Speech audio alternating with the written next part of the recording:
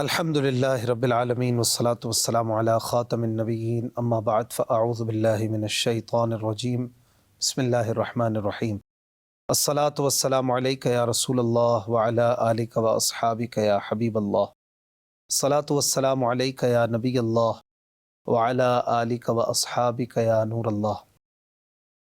مدنی channel کے ناظرین، آپ پروگرام دیکھ رہے ہیں قرآن پاک ترجمہ و تفسیر کے ساتھ۔ ترتیب وار قرآن کی آیتیں، ان کا ترجمہ تفسیر وغیرہ ہم سن رہے ہیں۔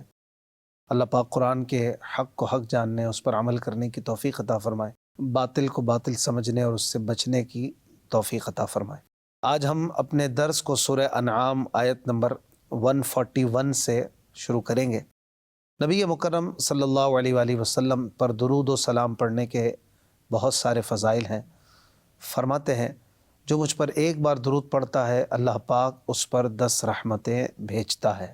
صلو علی الحبیب صلی اللہ علی محمد صلی اللہ علیہ وآلہ وسلم۔ اعوذ باللہ من الشیطان الرجیم، بسم اللہ الرحمن الرحیم۔ وَهُوَ الَّذِي أَنشَأَ جَنَّاتٍ مَّعْرُوشَاتٍ وَغَيْرَ مَعْرُوشَاتٍ وَالنَّخْلَ وَالزَّرْعَ مُخْتَلِفًا أُكُلُهُ وَالزَّيْتُونَ وَالرُّمَّانَ مُتَشَابِهًا وَغَيْرَ مُتَشَابِهٍ كُلُوا مِن ثَمَرِهِ إِذَا أَثْمَرَ وَآتُوا حَقَّهُ يَوْمَ حَصَادِهِ وَلَا تُسْرِفُوا إِنَّهُ لَا يُحِبُّ الْمُسْرِفِينَ۔ آسان ترجمہ قرآن کنز العرفان۔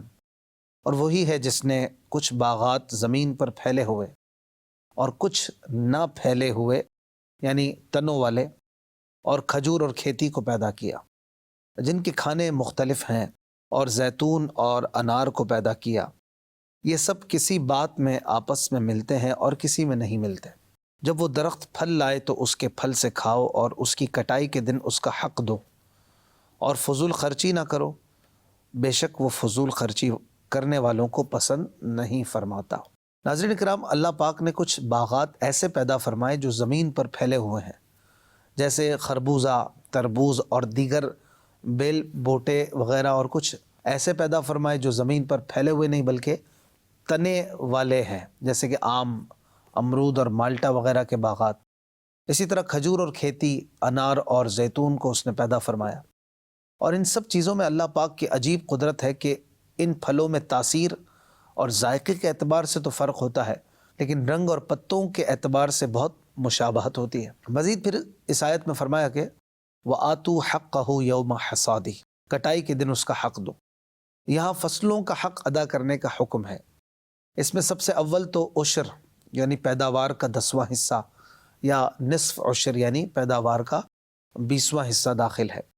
اور اس کے علاوہ مساکین کو کچھ پھل وغیرہ دے دینا بھی پیداوار کے حقوق میں آتا ہے۔ اس آیت میں اس بات کی دلیل بھی ہے کہ ہر پیداوار میں زکوٰۃ ہے، چاہے پیداوار کم ہو یا زیادہ، اس کے پھل سال تک رہیں یا نہ رہیں، کیونکہ اللہ پاک نے اس آیت میں کسی قید کے بغیر فرمایا کہ وَآتُوا حَقَّهُ يَوْمَ حَصَادِهِ، کٹائی کے دن اس فصل کا حق ادا کرو۔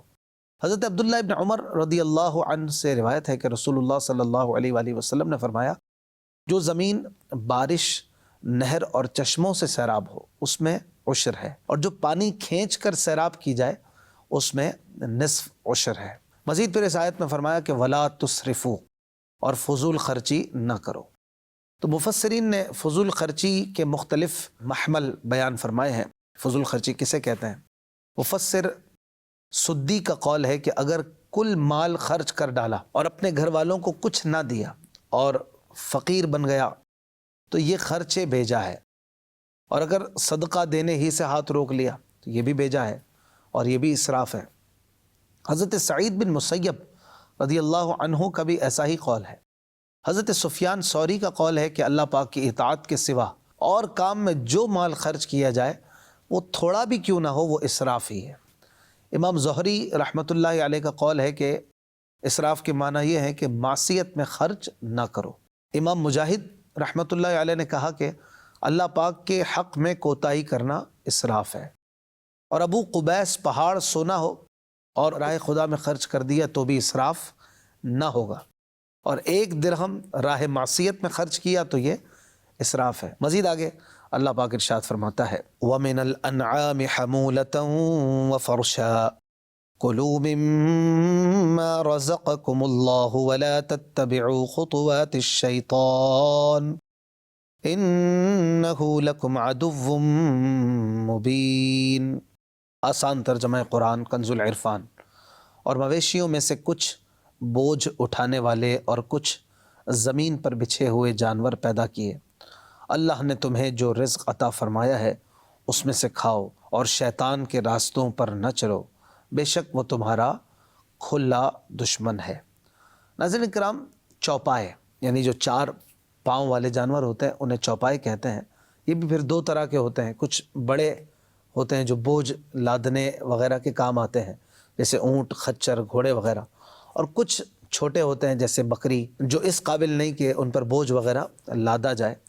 تو اللہ تبارک و تعالی نے فرمایا جنہیں ہم نے حلال کیا انہیں کھاؤ، اور دور جاہلیت کی طرح اللہ پاک کی حلال کی ہوئی چیزوں کو حرام نہ ٹھہراؤ۔ اگلی آیت میں اللہ پاک فرماتا ہے ثمانیۃ ازواج من الضأن اثنین ومن المعز اثنین قل آذکرین حرم ام الانثیین ام اشتملت علیہ ارحام الانثیین نبئونی بعلم ان کنتم صادقین۔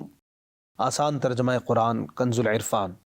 اللہ نے 8 نر و مادہ جوڑے پیدا کیے، ایک جوڑا بھیڑ سے اور ایک جوڑا بکری سے۔ تم فرماؤ کیا اس نے دونوں نر حرام کیے یا دونوں مادہ، یا وہ جسے دونوں مادہ جانور پیٹوں میں لیے ہوئے ہیں؟ اگر تم سچے ہو تو علم کے ساتھ بتاؤ۔ ناظرین اکرام، اس آیت میں جانوروں کے 8 جوڑے بیان کیے گئے، یعنی اونٹ، گائے، بھیڑ اور بکری، ہر ایک کا نر اور مادہ۔ تو جانور تو خیر اس کے علاوہ بھی ہیں، لیکن چونکہ اہل عرب کے سامنے زیادہ تر یہی جانور ہوتے تھے، اور حلال و حرام کے جو انہوں نے قاعدے بنائے تھے وہ بھی انہی جانوروں کے بارے میں تھے، اس لیے بطور خاص انہی جوڑوں کا بیان اس آیت میں کیا گیا، اور فرمایا گیا کہ ان جانوروں کے صرف کیا نر حرام ہے یا صرف مادہ حرام ہے یا نر و مادہ دونوں؟ اللہ پاک نے نہ تو بھیڑ بکری کے نر حرام کیے، نہ ان کی مادائیں حرام کی، اور نہ ان کی کوئی اولاد کو حرام کیا۔ تمہارا یہ کام کہ کبھی نر حرام ٹھہرا دی، کبھی مادہ کو تم حرام کہہ دیتے ہو، کبھی ان کے پیدا ہونے والے بچوں کو حرام بنا دیتے ہو، یہ سب تم اپنی مرضی سے کر رہے ہو، اپنی اختراع ہے، اور کہتے ہو کہ یہ خدا کی طرف سے ہے۔ تو یہ اپنی تمہاری بنائی ہوئی باتیں ہیں، اس کی کوئی بنیاد نہیں ہے۔ حرام وہ ہے جس کو اللہ پاک حرام کرے، تو اللہ نے جب حرام نہیں کیا تو تم کیوں حرام کرتے ہو؟ مزید پھر فرمایا کہ نبئونی بعلم ان کنتم صادقین، اگر تم سچے ہو تو علم کے ساتھ بتاؤ نا۔ یعنی ان جانوروں کو حرام مانتے ہو تو اس کی کیا دلیل ہے، کہاں سے ہے یہ؟ تو اس سے یہ پتہ چلا کہ حلال ہونے کا دعویٰ کرنے والے سے دلیل نہیں مانگی جائے گی، بلکہ حرام کا دعویٰ کرنے والے کو دلیل دینا پڑے گی۔ آج کل بعض لوگ ہر چیز کے حلال ہونے پر دلیل مانگتے ہیں اور اس چیز کے حرام ہونے کی خود دلیل نہیں دیتے، تو یہ اصول قرآن پاک کے سری خلاف ہے۔ خود غور کر لیں، اللہ پاک نے ان جانوروں کے حرام ماننے والوں سے دلیل مانگی ہے یا حلال سمجھنے والوں سے؟ تو اس بات کو سمجھنا چاہیے، اس آیت میں بھی اس کی وضاحت کی گئی۔ مزید آگے اسی عنوان پر اللہ پاک فرماتا ہے وَمِنَ الْإِبِلِ اثْنَيْنِ وَمِنَ الْبَقَرِ اثْنَيْنِ قُلْ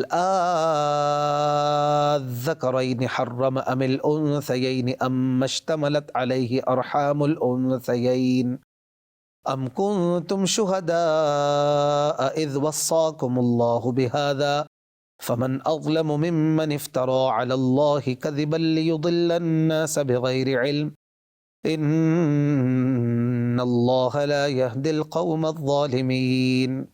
آسان ترجمہ قرآن کنز العرفان۔ اور اللہ نے نر اور مادہ کا ایک جوڑا اونٹ سے اور ایک جوڑا گائے سے پیدا فرمایا۔ تم فرماؤ کیا اس نے دونوں نر حرام کیے یا دونوں مادہ؟ کیا وہ جسے دونوں مادہ جانور اپنے پیٹوں میں لیے ہوئے ہیں؟ کیا تم اس وقت موجود تھے جب اللہ نے تمہیں یہ حکم دیا؟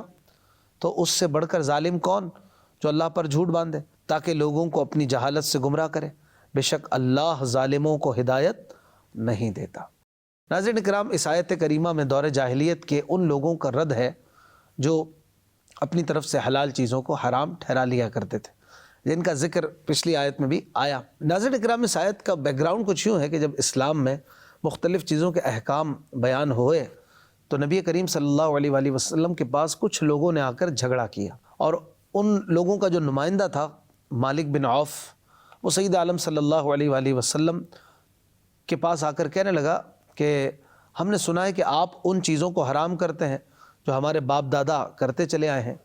تاجدار رسالت صلی اللہ علیہ وآلہ وسلم نے فرمایا کہ تم نے بغیر کسی اصل کے چوپایوں کی چند قسموں کو حرام کیا ہوا ہے، جبکہ اللہ پاک نے 8 نر و مادہ اپنے بندوں کے کھانے اور ان کے نفع اٹھانے کے لیے پیدا کیے، تم نے کہاں سے انہیں حرام کر دیا؟ ان میں حرمت نر کی طرف سے آئی یا مادہ کی طرف سے؟ مالک بن عوف یہ سن کر حیران رہ گیا اور کچھ بول نہ سکا۔ نبی کریم صلی اللہ علیہ وآلہ وسلم نے فرمایا کہ کیوں نہیں بولتے، بولو۔ کہنے لگا آپ فرمائیے، آپ بولیے، میں سنوں گا۔ سبحان اللہ، قرآن پاک کی دلیل کی قوت اور زور نے اہل جاہلیت کے بہت بڑے خطیب مالک بن عوف کو ساکت اور جامد کر دیا، اور وہ بول ہی کیا سکتا تھا؟ اگر کہتا کہ نر کی طرف سے حرمت آئی تو پھر لازم ہوتا کہ سارے کے سارے نر حرام ہو، اگر کہتا کہ مادہ کی طرف سے تو ضروری ہوتا کہ ہر ایک مادہ حرام ہو، اور اگر کہتا جو پیٹ میں ہے وہ حرام ہے تو پھر سبھی حرام ہو جاتے، کیونکہ جو پیٹ میں رہتا ہے وہ کبھی نر ہوتا ہے، کبھی مادہ، کبھی مذکر ہوتا ہے، کبھی مؤنث۔ وہ جو تخصیص قائم کرتے تھے اور بعض کو کبھی حلال اور بعض کو کبھی حرام کر دیتے تھے، اس حجت نے ان کے اس حرام ہونے کے دعوے کو ختم کر کے رکھ دیا۔ تو اللہ پاک نے مزید پھر آگے اس آیت میں فرمایا، کیا تم موجود تھے اس وقت جب اللہ تعالیٰ نے تمہیں یہ بات بیان کی تھی؟ یعنی اللہ تعالیٰ نے تم سے کوئی براہ راست بیان فرمایا؟ ایسا ہرگز نہیں۔ اور نبی کریم صلی اللہ علیہ وآلہ وسلم کے ذریعے بھی ان جانوروں کی کوئی حرمت نہیں آئی تھی، تو اب ان جانوروں کے حرام ہونے کی کیا وجہ ہے؟ لہٰذا جب یہ بات نہیں ہے تو حرام ہونے کے ان احکام کو اللہ پاک کی طرف منسوب کرنا جھوٹ، باطل اور سیدھا سیدھا بہتان ہے، اور اللہ پاک پر جو بہتان باندھے وہ تو بہت بڑا ظالم ہے، لوگوں کو گمراہ کرتا ہے، اور بے شک اللہ پاک ظالموں کو ہدایت نہیں دیتا جب تک وہ اپنے ظلم پر قائم رہے۔ اگلی آیت میں مزید اللہ پاک فرماتا ہے، قُلْ لَا أَجِدُ فِي مَا أُوحِيَ إِلَيَّ مُحَرَّمًا عَلَىٰ طَاعِمٍ يطعمه إلا أن يكون ميتة أو دما مسفوحا أو لحم خنزير فإنه رجس أو فسقا أهل لغير الله به فمن اضطر غير باغ ولا عاد فإن ربك غفور رحيم۔ آسان ترجمہ قرآن کنز العرفان، تم فرماؤ جو میری طرف وحی کی جاتی ہے اس میں کسی کھانے والے پر میں کوئی کھانا حرام نہیں پاتا مگر یہ کہ مردار ہو، یا رگوں میں بہنے والا خون ہو، یا سور کا گوشت ہو، کیونکہ وہ ناپاک ہے، یا وہ نافرمانی کا جانور ہو جس کے ذبح میں غیر اللہ کا نام پکارا گیا ہو، تو جو مجبور ہو جائے اور اس حال میں کھائے کہ نہ خواہش سے کھانے والا ہو اور نہ ضرورت سے بڑھنے والا، تو بے شک آپ کا رب بخشنے والا مہربان ہے۔ ناظرین کرام، اس آیت میں فرمایا تم فرما دو اے محبوب میں نہیں پاتا، یعنی اے حبیب صلی اللہ علیہ وآلہ وسلم آپ ان جاہل مشرکوں سے جو حلال چیزوں کو اپنی من مرضی سے حرام کر لیتے ہیں کہہ دیجئے کہ جو میری طرف وحی کی جاتی ہے اس میں کسی کھانے والے پر کوئی کھانا حرام نہیں پاتا سوائے ان 4 کے۔ تو میں اپنی وحی میں تو کچھ نہیں پاتا جو تم اپنی طرف سے گڑھ کے لا رہے ہو، اور وہ 4 چیزیں کون سی ہیں؟ فرمایا کہ مردار، رگوں میں بہنے والا خون، سور کا گوشت اور نافرمانی کا جانور۔ نافرمانی کے جانور کی پھر وضاحت کی گئی کہ وہ جس کے ذبح کے وقت اس پر غیر اللہ کا نام پکارا گیا ہو، ذبح کے وقت، لہٰذا تمہارا ان دیگر چیزوں کو حرام کہنا اپنی مرضی سے، فرمایا کہ یہ سب چیزیں تمہارے لیے باطل ہیں، ان کی حرمت اللہ کے پاس سے نہیں آئی ہے۔ پھر مزید ایک چیز کی وضاحت بھی ہو گئی کہ فمن اضطر، جو مجبور ہو جائے، حالت اضطرار میں آ جائے، جو حرام چیزیں ہیں ان میں سے بھی اسے کھانے کی اگر ضرورت پیش آ جائے کہ نہ خواہش سے کھانے والا ہو اور نہ ہی ضرورت سے بڑھنے والا ہو، یعنی جتنے میں اس کی جان بچ جاتی ہے اور اتنا ہی کھاتا ہے کوئی حرام چیز، تو اتنے کھانے کی تو اجازت ہے، اب نہ اس میں خواہش کا دخل ہو کہ مزے لے کے کھائے اور نہ ضرورت سے زیادہ کھانے والا ہو، تو بے شک اللہ تبارک و تعالی بخشنے والا مہربان ہے اور اس پر کوئی اس کی گرفت نہیں فرمائے گا۔ مجموعی طور پر اس آیت میں چند احکام بیان کیے گئے۔ حرمت شریعت کی طرف سے ثابت ہوتی ہے، نہ کہ اپنی خواہش سے۔ مزید یہ کہ جمع ہوا خون، یعنی تلی کلیجی یہ حلال ہے، کیونکہ یہ بہتا ہوا خون نہیں، لیکن بہتا ہوا خون نکل کر جم جائے تو وہ بھی حرام ہے کہ وہ تھا بہتا ہوا ہی اگرچہ اب جم گیا۔ اسی طرح ہر نجس چیز حرام ہے، مگر ہر حرام نجس نہیں، یہ بھی اہم ترین مسئلہ ہے۔ اسی طرح سور کی ہر چیز، کھال بال سب چیزیں حرام ہیں، وہ سب کا سب ناپاک ہے، نجس العین ہے۔ اسی طرح سور کی کوئی چیز ذبح کرنے یا پکانے سے پاک نہیں ہوتی۔ جانور کی زندگی میں اس پر کسی کے نام پکارنے کا اعتبار نہیں ہوتا، یعنی یہ کہہ دیا کہ کسی کا بکرا ہے، کسی کا دمبا ہے، کسی کا جانور ہے، تو زندگی میں کسی کی طرف اس کی نسبت سے کوئی فرق نہیں پڑتا۔ ذبح کے وقت کا اعتبار ہے۔ اوہلا یہ نکلا احلال سے، احلال بمانا کسی پر جو چیخ ہوتی ہے، جو زور سے پکارا جاتا ہے، اسے احلال کہا جاتا ہے، اور اسی سے ہے اوہلا۔ ذبح کے وقت جو نام لیا گیا اور ہم لیتے ہیں بسم اللہ، اللہ اکبر، تو اس وقت اگر خدا نخواستہ کوئی کسی غیر اللہ کا، اللہ کے سوا کسی کا نام لے تو اب وہ جانور حرام ہو جائے گا۔ اسی طرح باطل خداؤں کے نام پر جانور ذبح کرنا یہ کفر ہے، اور اسے بھی فسق کہا گیا، یہ فسق اعتقادی ہے اور یہ کفر ہے۔ اسی طرح مجبوری کی حالت میں مردار وغیرہ چیزیں بقدر ضرورت حلال ہیں، اور مجبوری سے مراد جان جانے یا کوئی عضو وغیرہ جانے کا ظن غالب ہو تو پھر ان چیزوں کو بقدر ضرورت استعمال کیا جا سکتا ہے۔ اگر اندازے میں غلطی کر کے ضرورت سے زیادہ ایک آدھ لقمہ وغیرہ کھا بھی لیا تو اس پر بھی پکڑ نہیں ہوگی۔ اگلی آیت میں اللہ پاک ارشاد فرماتا ہے وَعَلَى الَّذِينَ هَادُوا حَرَّمْنَا كُلَّ ذِي ظُفُرٍ وَمِنَ الْبَقَرِ وَالْغَنَمِ حَرَّمْنَا عَلَيْهِمْ شُحُومَهُمَا إِلَّا مَا حَمَلَتْ ظُهُورُهُمَا أَوِ الْحَوَايَا أَوْ مَا اخْتَلَطَ بِعَظْمٍ ذَلِكَ جَزَيْنَاهُمْ بِبَغْيِهِمْ وَإِنَّا لَصَادِقُونَ۔ آسان ترجمہ قرآن کنز العرفان۔ اور ہم نے یہودیوں پر ہر ناخن والا جانور حرام کر دیا، اور ہم نے ان پر گائے اور بکری کی چربی حرام کر دی، سوائے اس چربی کے جو ان کی پیٹھ کے ساتھ یا انتڑیوں سے لگی ہو، یا جو چربی ہڈی سے ملی ہوئی ہو۔ ہم نے یہ ان کی سرکشی کا بدلہ دیا، اور بے شک ہم ضرور سچے ہیں۔ ناظرین کرام، یہودی اپنی سرکشی کے باعث ان چیزوں سے محروم کر دیے گئے، اور ان کے بارے میں بیان کیا گیا وہ چند چیزیں ہیں کہ سب سے پہلے فرمایا کہ ہر ناخن والا جانور جو تھا وہ ان پر حرام کر دیا گیا، جیسے کہ ناخن والے جانور سے مراد جس کی انگلیاں بیچ سے پھٹی ہوئی ہوں، جیسے کہ کتا ہے اور درندے، یا نہ پھٹی ہوں بلکہ کھر کی صورت میں ہوں، جیسے اونٹ، شتر مرغ اور بطخ وغیرہ۔ بعض مفسرین کا قول ہے کہ یہاں بطور خاص شتر مرغ، بطخ اور اونٹ مراد ہے، تو یہ حرام تھے یہودیوں پر۔ اسی طرح بکری کی چربی بھی ان پر حرام کر دی گئی تھی، اگرچہ ان کا گوشت حلال تھا، البتہ جو چربی ان کی پیٹھ میں لگی ہو یا آنت یا ہڈی سے ملی ہو وہ ان کے لیے حلال تھی۔